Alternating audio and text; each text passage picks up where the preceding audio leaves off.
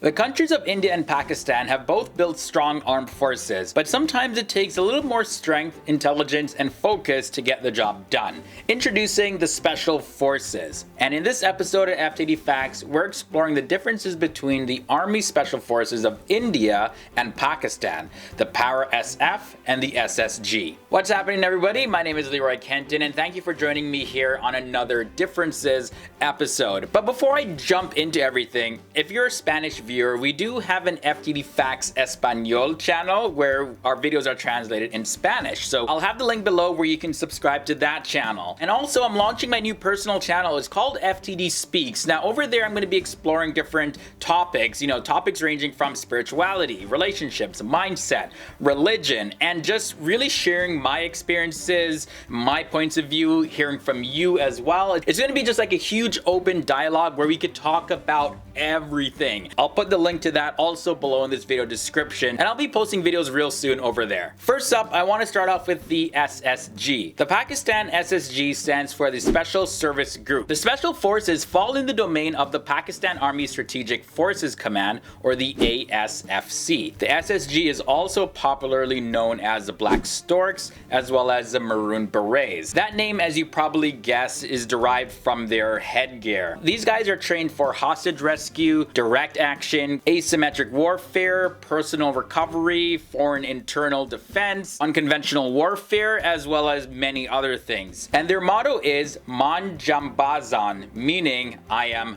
valiant. Now let's take a brief overview look at the Para-SF. So the Para Special Forces, commonly just known as the Para-SF, is a special operations unit of the Indian Army. The Para-SF in long form is Parachute Regiment and Special Forces, and it's a part of the Parachute Regiment. The unit is responsible for missions such as special operations, direct action, hostage rescue, violence against civilians, unconventional warfare, special reconnaissance, foreign internal defense, counter-proliferation, counter-insurgency, seek and destroy, and personal recovery. The motto of the Para-SF is man apart, every man an emperor. When it comes to the organizational structure of these forces, for the SSG, its headquarters is in Cherat, Pakistan. The Special Service Group is organized in 8 battalions and 3 companies. Now, the battalions typically consist of between 300 to 800 personnel, and the Special Service battalions are under the lieutenant colonels, and the battalions are organized into the groups under the service colonels. The SSG is under the command of the Major General, whose identity remains a secret. So nobody knows who this guy is, or this girl, woman, man, whatever. It's a secret. For the Para-SF, now the Parachute Regiment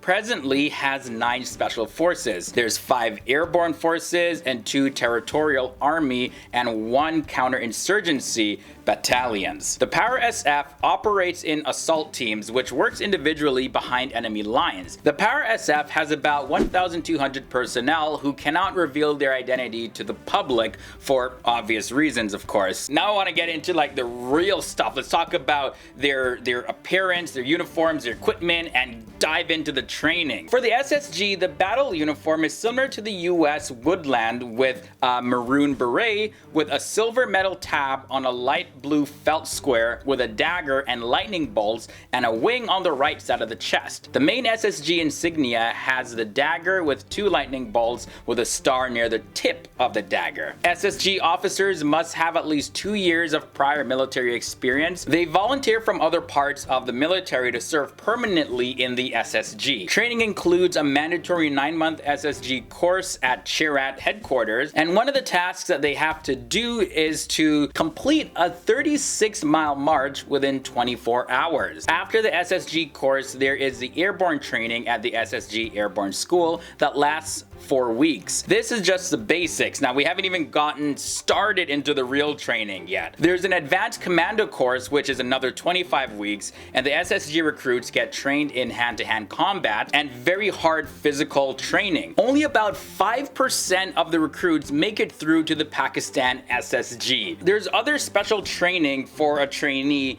and they can be trained into things like mountain warfare, advanced air jumping, and more. And some of the other training that they can receive are sniping, demolition, survival, languages, martial arts, espionage, psychoanalytical training, and there's some really intense criminal psychology training that they can get. The Para SF personnel, like other parachute troops in the Indian military, wear a maroon beret, and in addition to that, they wear a Special Forces tab on each shoulder. Those who serve in the Para SF are allowed to wear the Balidan, or the sacrifice patch, on their right pocket below the nameplate. And yeah, only Para Commandos can wear this patch. Para SF personnel may grow their beards, as this allows them to blend in with civilians. Now, their insignia, the dagger with the wings, looks like the British Special Forces insignia. Like, it's almost exactly the same. All Indian paratroopers are volunteers, and now they're put through a probationary period of 6 months for Para Special Forces battalions. It's one of the longest and toughest trainings in the entire world. Trainees face sleep deprivation,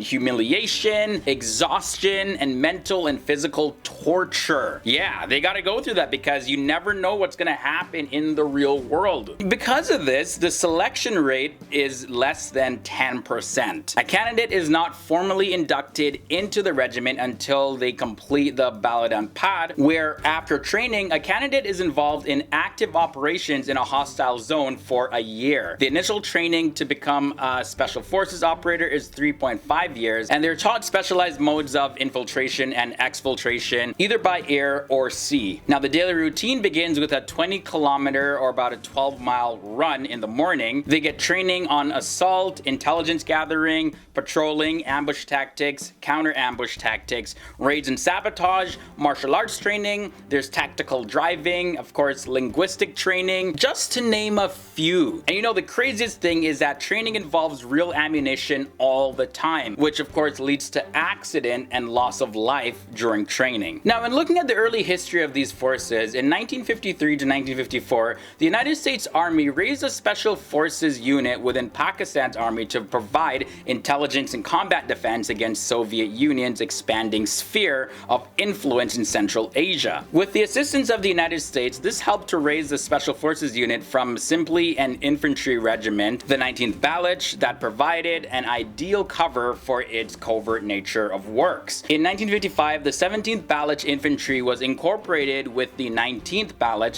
followed by the Special Forces. Training began under Lieutenant Colonel Dean F. Bundy from the Special Forces of the United States Army. On March 23, 1956, the Special Services Group, the SSG, was established as a battalion under the command of the first commanding officer, Lieutenant Colonel A.O. Mitha, after founding the School of Special Operations, or the SSO, under the advisement of the Army officers from the U.S. Army's Special Force. Now, for the Para SF, so the parachute units of the Indian Army are among the oldest airborne units in the world. The 50th Indian Parachute Brigade was formed on October 27, 1941, and this comprised of the British 151st Parachute Battalion and the British Indian Army, the 152nd Indian Parachute Battalion, as well as the 153rd Gurkha Parachute Battalion. The Parachute Regiment was formed from these and several other units in the year 1952, and after India's independence and their whole reconstruction and everything, India retained only one parachute brigade, which was the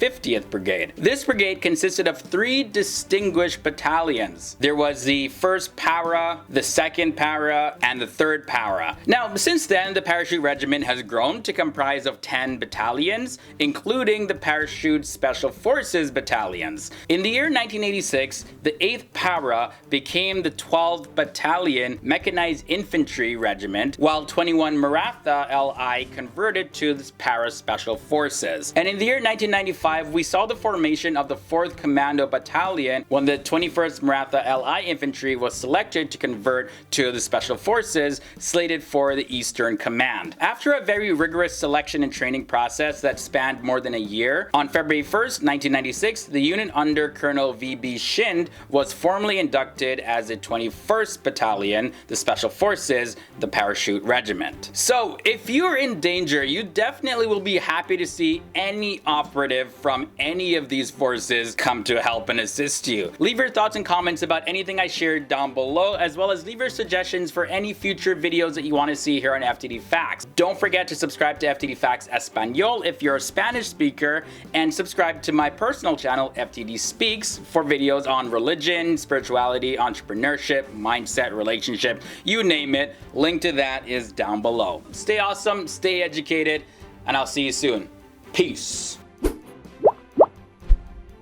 If you like this episode, here's a playlist with more of our differences videos. We also have videos about the military and special forces from around the world, so we got options for you, and come back daily here to FTD Facts for even more educational episodes.